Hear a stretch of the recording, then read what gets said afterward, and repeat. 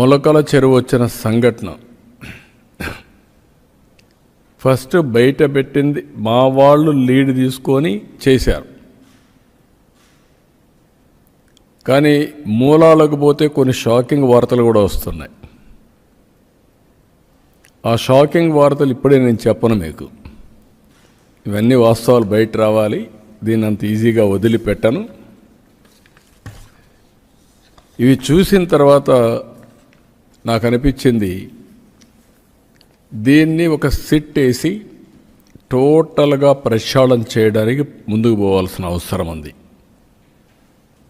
అందుకే GVG Ashok Kumar IPS IGP Eluru range,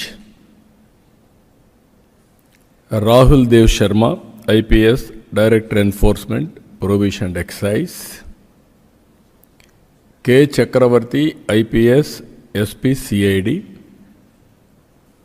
Mallika Garg IPS ఇప్పుడు technical మెంబర్గా ఉంది, అదే మరి ఆర్టీజీఎస్ కూడా పనిచేస్తుంది ఆవిడ్ని.